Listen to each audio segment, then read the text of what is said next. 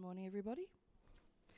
Today we have Apollo Bradshaw with Avast ye! We be getting the clouds shipshape. Cloud networking with Skupper.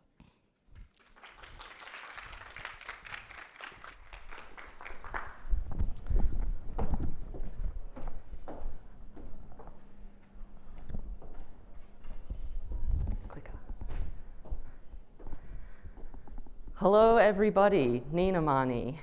Before I get started, I'd like everyone to take a deep breath in with me and a big breath out. And think about the way that you're connected to the earth beneath you right now.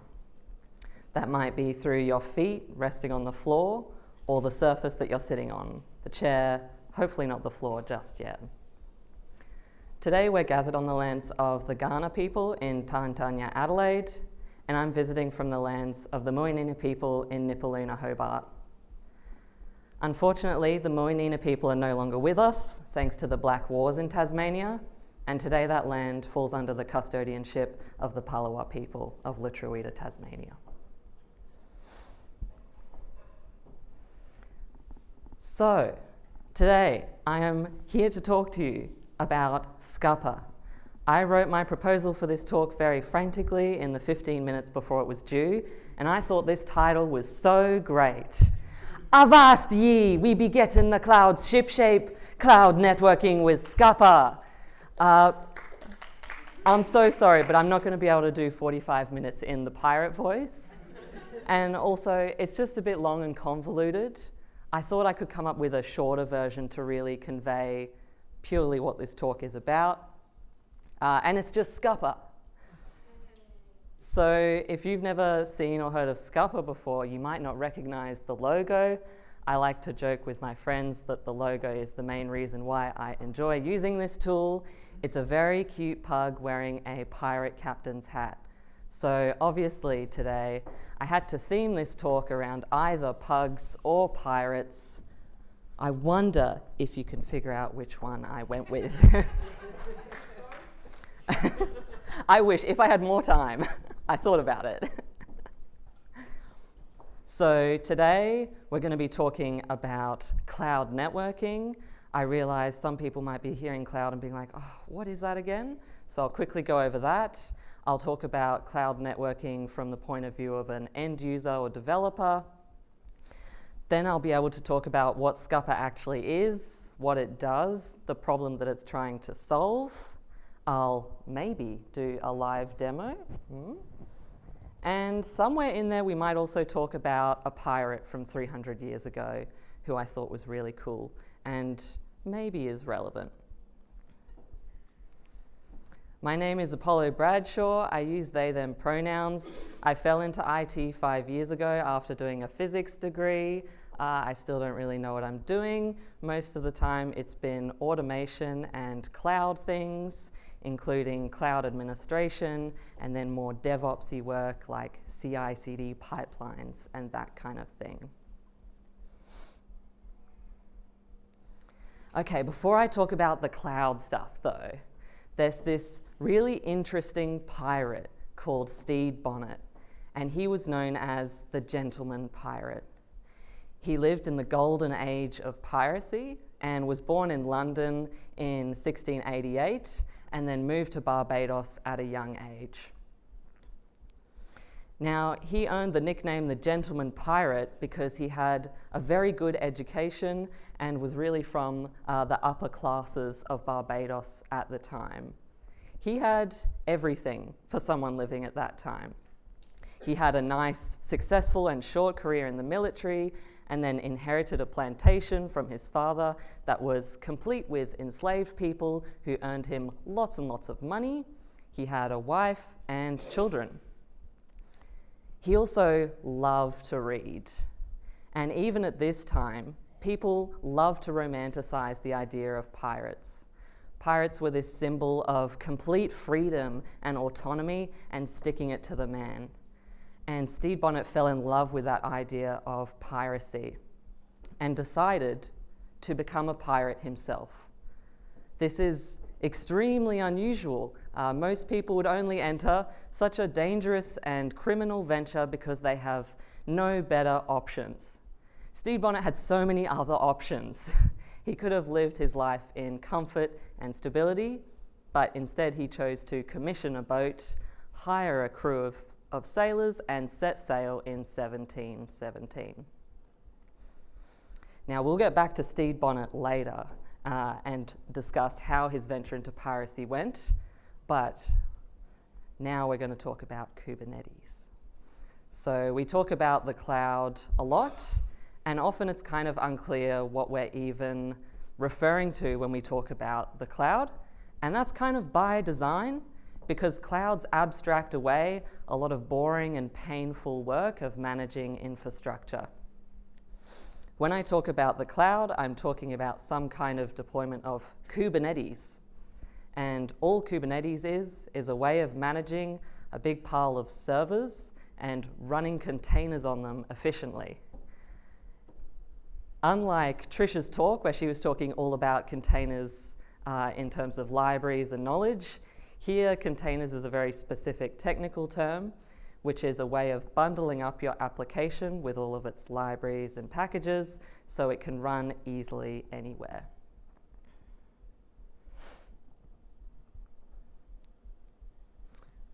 So with that brief overview of cloud and Kubernetes, I now want to talk through how networking works in that environment. If you're a developer, there's a few different levels at which you'll think about networking. The lowest one is how your containers will talk to each other, your little applications that are bundled up with all their libraries and dependencies.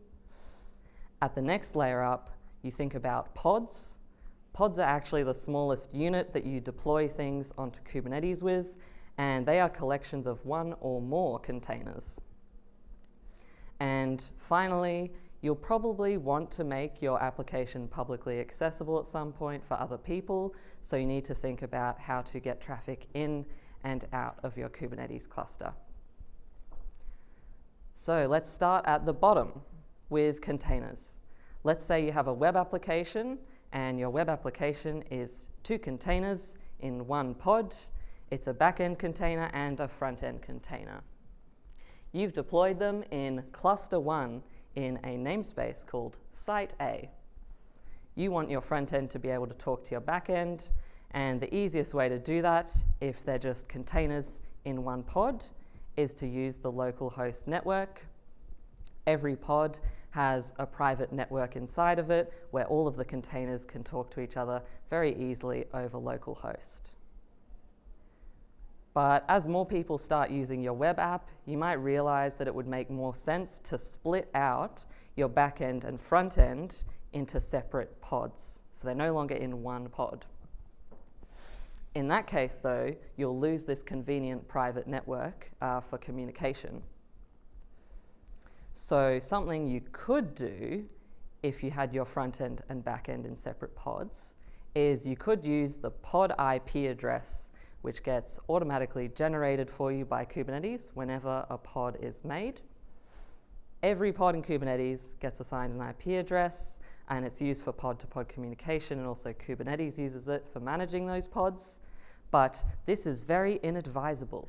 This is not how you should do pod-to-pod communication, because when you move to Kubernetes, you generally want to be able to tear down and spin up your pods at any time on other nodes in your cluster, and when you do that, that pod IP address changes all the time. It's very ephemeral. So instead, what we use for pod-to-pod communication is a Kubernetes resource called a service. This gets you a persistent IP address within your Kubernetes cluster, and also comes with a bunch of awesome DNS that gets automatically generated for you. The most common one you'll see is of the format app.namespace.service.cluster.local. So for us with our web app, that would be webapp.site.a, our namespace, .service.cluster.local. And if you're using public cloud, you can even get assigned a public IP address by picking a service of type load balancer when you're doing this. So in a diagram, the way that would look is we have our front end pod. We want to communicate to the back end. So we talk to the back end service, and that gets sent on to our back end pod. And we also probably want to publicly expose our front end at some point, so we'd make a service for that as well. The really awesome thing about services is that it's not a one-to-one mapping between a service and a pod. Services use a label selector, so they can point to many pods. So in periods of high demand, for example, you might choose to scale up your backend, and your backend service will automatically load balance across those pods for you. So we've talked about networking between containers and then between pods, and the last piece is going beyond the cloud, which gets very hairy and complicated quite quickly since we're involving things outside of Kubernetes. But as I already mentioned briefly, you can use a service of type load balancer to just get an externally accessible IP address. You can do more complicated things using Kubernetes resources like gateways, which used to be called ingress resources. And here is my half-hearted diagram to show that, where there's a client who wants to access your web app. They go through the ominous internet box, which is out of the scope of this talk. Also, I'm still a bit scared of networking. And it gets routed to your load balancer that got created by your public cloud somehow, and that sends that to the front-end service, which goes to your front-end pod. Your front-end pod sends some requests to the back-end service, which gets load balanced to one of your back-end pods. Cool. So that's how we do networking with Kubernetes as a developer. But once you're quite mature in your Kubernetes environment, you might start asking yourself some questions, like, what happens if your entire Kubernetes cluster blows up? Maybe you've only deployed it in one data center, and what happens if you lose that entire data center? Maybe you're deployed into a public cloud, and you don't like being locked into one particular vendor. You want to try and lower your risk by using multiple public clouds. So the way people usually approach this issue is to deploy multiple Kubernetes clusters. But then you hit even more interesting problems, like how should the networking work when you have multiple Kubernetes clusters? If you have applications in both clusters that you want to be able to talk to each other, how should you do that? The easiest and first approach you might take is just to publicly expose everything. So let's give them all service of type load balancer, and then all the applications can talk to each other, which would work, but it's not a good solution security-wise if you're publicly exposing everything. And it's also going to be a waste of resources since you're generally charged by the load balancer in these environments. If you are very competent with networking, you might be able to figure out how to set up a VPN for your different apps to communicate between cloud environments. But that's going to be a lot of work to maintain and to scale, and often requires that you have a very on-board networking team who's also on top of cloud environments, which can be challenging to find. So there's a few tools that have entered the picture to address this challenge of multi-cluster networking. And one of them is Skupper, which is what I'm here to talk to you about today. So Skupper provides a way to link your different Kubernetes clusters, except they don't even have to be Kubernetes clusters, they can be other things too. And kind of lets you pretend that the services you choose to expose are all in one cloud together. The Skupper documentation describes this network it sets up as a virtual application network. There's a couple of other tools that you can also use to do something similar, called Submariner and Istio. The key differentiator between Skupper and these tools is that Skupper has a much lower barrier to entry. It's much easier to set up. You don't need cluster administrator privileges to install and use it, whereas these two do. And Istio is also extremely complicated. It exists to help you create service meshes, which is like at least one other whole conference talk in and of itself.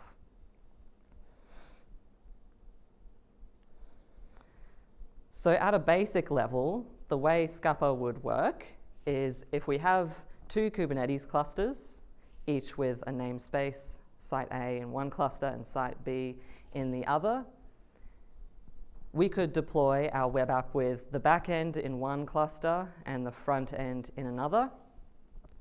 If we install Skupper in both of those sites, a Skupper router and service controller will get deployed for us. We'll do a little bit of plumbing to allow those sites to communicate, and then we can expose the back-end service so that the front end can communicate with it. That Skupper router, as the name implies, does all the actual traffic routing and networking, and the service controller keeps an eye on which services have been exposed in each cluster, and then behind the scenes creates and deletes Kubernetes services as appropriate so that that plumbing is there and the front end is aware that it can talk to the back end. Here are some extra technical details for people who might be interested. The most interesting one is that Skupper works at layer 7 of the OSI model, and this is a big piece of why it's so easy to set up and why you don't need cluster admin privileges, because it's already existing on like the Kubernetes network resources that are already there, whereas things like Submariner are operating at layer 3, so require much more low-level configuration.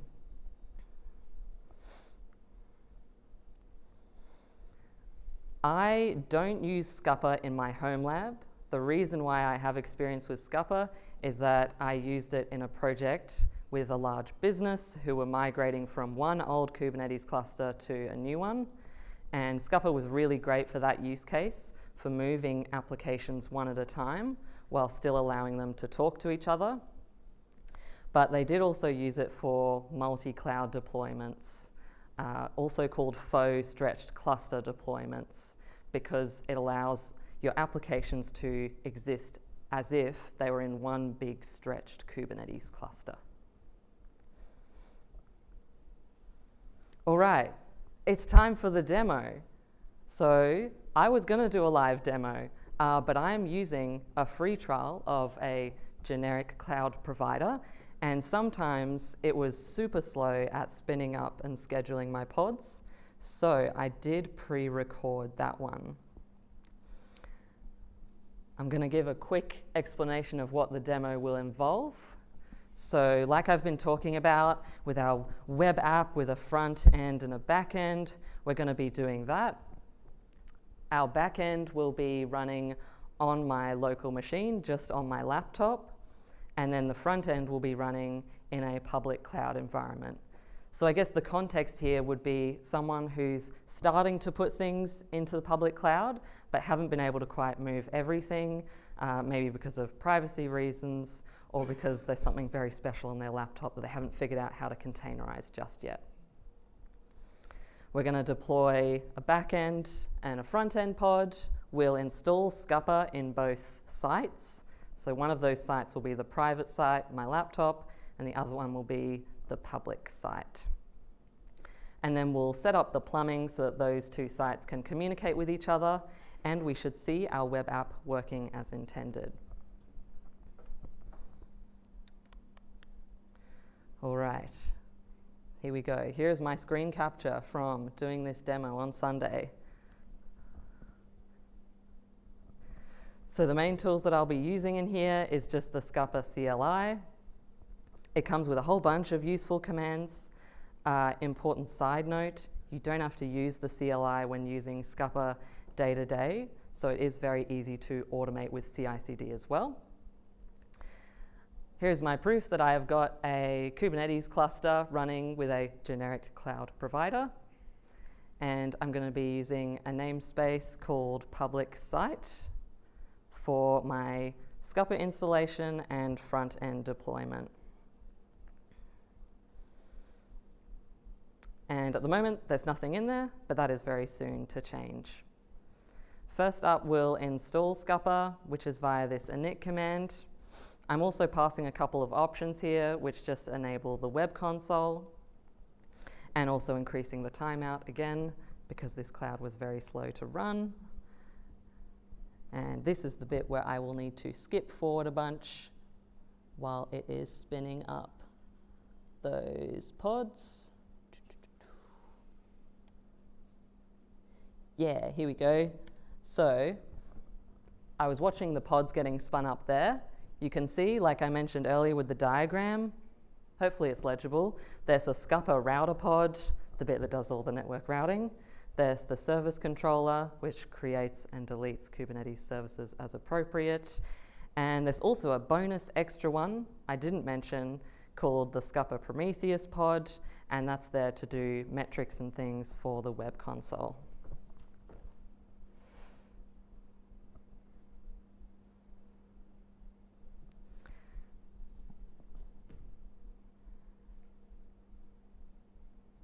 So I'll also show what services actually get created when you install Skupper as well. The most interesting things to note are the ones that are externally accessible. So they've been made with a service of type load balancer, and they are the Skupper service, which is going to be the web console, and also the Skupper router. Because that does the communication between different sites, it gets exposed with a public IP by default. Here's a quick little look at the web console. You need admin credentials to log in. By default, when you install Skupper, those get put in a Kubernetes secret, which we can grab from inside the namespace. Kubernetes secrets are like just a little packet of data, but it gets base 64 encoded when it's created, so we'll also need to decode that one to access the web console.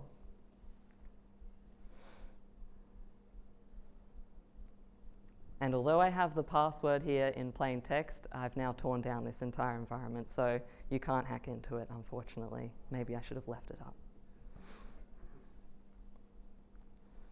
Okay, we have a web console. It's not very exciting looking at the moment because all we've done is install Skupper in our public cloud environment. There's nothing else running in there at the moment. So what we're going to do next is set up Skupper on my local machine, which is just a Fedora laptop. Installing Skupper on a laptop is a bit different from installing it in Kubernetes because we don't have things like Kubernetes services in there, of course. So the way it works instead is it's dialed back a little bit on the features it has, and it just spins up a pod using Podman, as I've specified here, but you can also use Docker if you like. And it'll spin up a single container that just uses the Skupper router image. It also sets up a bunch of linking and certificates and things so that my local machine knows how to talk to the Skupper installation in generic cloud provider. When you're using different Kubernetes clusters, you have to do the swap of tokens yourself there.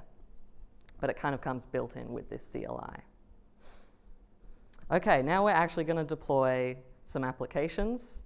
First, we're going to deploy the front end. This is in our public cloud. And this is using container images that are all just part of the Skupper example docs. I haven't written any of this myself. And that will take a little while to spin up. So at the same time, we're also going to start running the backend. The backend is based on this code from this repo.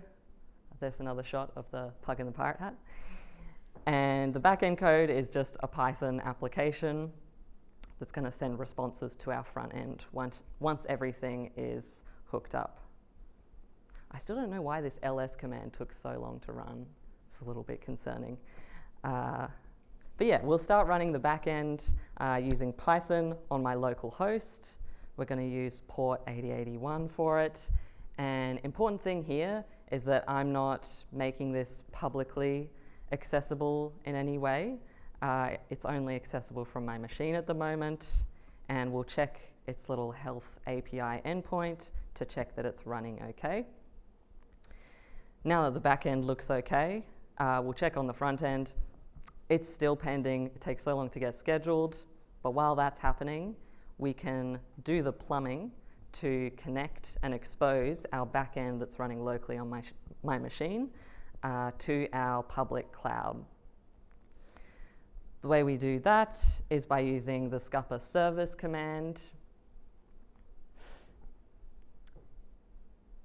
We can check that we've exposed the backend there. You'll notice that I used a different port just for funsies. We'll line up the ports later. And what that Skupper service command does is it configures the Skupper router a little bit, and it also makes this Kubernetes service for us. And that Kubernetes service is actually just listening for traffic to backend and then sends it to that Skupper router pod. And then that Skupper router pod will figure out where exactly to send it on from there.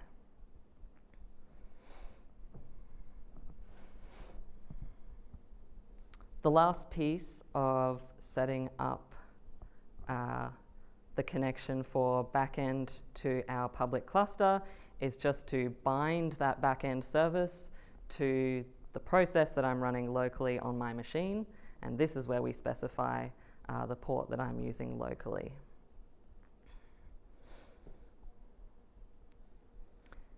Now, once we've done that, in theory, our backend should be accessible from our public site Kubernetes cluster. We can check which applications we've exposed using all these Skupper status commands and make sure we've exposed the right things and used the right ports. And now that we have done that, it's time to check on our front end again. Wow, it finally got scheduled and is running. That's awesome. Next up, we're going to make that front end publicly accessible by creating a service of type load balancer, which I'm doing via the expose command here. And you'll see I pass through type load balancer. And this is the other bit that takes a little while to run once I fix my typos.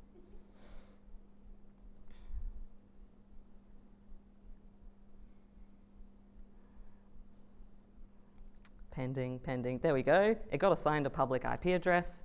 So now we can open up the web browser, hit up that publicly accessible IP. Here's our front end. When we click say hello, we should get a message back from our back end.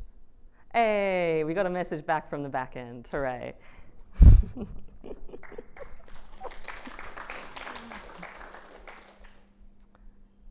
And you can also see, for extra proof, you can see some of the log messages there in the back end. You can see them falling in there. And I briefly showed the web console as well, just because it looks a bit more exciting now. Ooh. There we go. So we have both our public site and my local machine, Fedora Apollo. And you can also visualize a little bit the applications that I've exposed in there. So this web console is good for some visualization, but unfortunately not much else at the moment. You don't really configure Skupper through it or anything. It really is just for visualizing your sites and services. Alrighty, I'm going to stop that one there, and we will go back to the presentation. Let's see if I can get the focus back over here. Here we go. So if I had a lot more time, some extra things I would show in the demo are deploying that backend into our public cloud provider and showing that you can load balance between your private site and public site all very easily out of the box. And then once you're confident that your backend deployment into cloud is functioning as expected, you can scale down the private site deployment. And this is like a simplified version of what I was doing with a customer, except the laptop or private site here was just an older Kubernetes cluster. Okay, most of you still look awake. This is great, this is huge. That was a lot of technical information, and I also know networking stuff is often not very fun to listen to. So I'm going to give you some more facts about Stede Bonnet, the gentleman pirate. What happened after he set sail in 1717 with basically no experience in seafaring and definitely no experience with piracy? Well, he did some raids off the coast of what we now call the United States of America, but they didn't go great. He got pretty seriously injured and his boat also got damaged, so he retreated to a well-known pirate den in the Bahamas to heal up and also get his boat fixed. While he was there, he struck up some kind of relationship with one Edward Teach, also known as Blackbeard. Now, we don't really know the dynamics of this relationship. Historians have proposed a bunch of different ideas, like maybe Blackbeard clocked on that Stede Bonnet was a total amateur and decided to take advantage of him. Maybe they were genuine friends, or maybe something even more. Maybe they were lovers, which is something that was explored in Taika Waititi's Our Flag Means Death. Excellent TV show, should definitely give it a watch. Regardless of what exactly their relationship was, Blackbeard took over captaining Stede Bonnet's ship while he was ill and recovering, and even after Stede Bonnet got better, he continued to captain his ship and guide the crew. Stede Bonnet instead just got to chill out on his boat and enjoy his library that he got purposely built into his ship. In fact, there's this great quotation that says, "He has no command. He walks about in his morning gown and then to his books, of which he has a good library aboard," which sounds like a great gig. Stede Bonnet did pretty good for himself. But unfortunately, this couldn't last forever. At some point, Blackbeard either fed up with Stede Bonnet, or perhaps they had a falling out, chose to maroon him in North Carolina. And Stede Bonnet had a choice here. He could choose to leave behind his life of piracy and live life in peace and comfort because he'd recently been given a full pardon by the King of England. Or he could continue to live a life of piracy and probably get caught at some point.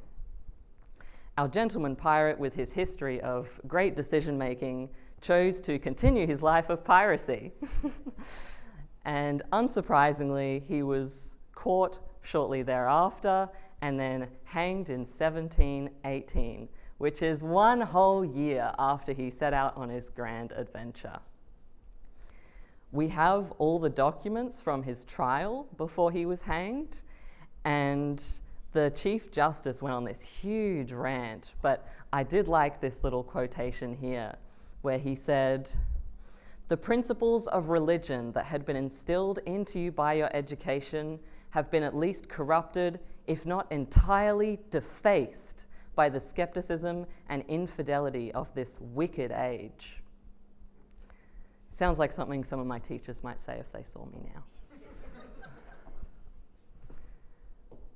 So why did I tell you about Stede Bonnet? Well, reading about Stede Bonnet kind of reminded me of my experiences using Skupper in this project I was involved with. There were so many app teams who were really excited to use this shiny, bleeding edge networking tool, so keen to jump in and use it, but when push came to shove, their boats were damaged, for example, the responsibility of actually learning how to debug and use this tool long term, they weren't ready for that responsibility, and it often fell onto the consultants who were not going to be there long term. We struggled to support them with such a new tool, especially when they were using it in new and exciting ways. And some of these apps also weren't very mature in their cloud deployments. And what I mean by that is that they didn't have great monitoring or testing. And that meant that whenever something changed slightly or when things started breaking, Skupper would be blamed for that, even if it wasn't necessarily the cause. And when I'm thinking about how, as a consultant, I was able to help them use it and succeed while I was there, I wonder if, after I left, if they felt like Stede Bonnet marooned by Blackbeard. And it also just reminded me of Justin's talk, which Trish reminded me of just before, so I added it to the presentation, but maintenance is so much greater than creation. I wonder if those app teams are still using Skupper today, if they doubled down like Stede Bonnet and committed to using this bleeding edge tool, or if they fell back to their old ways instead.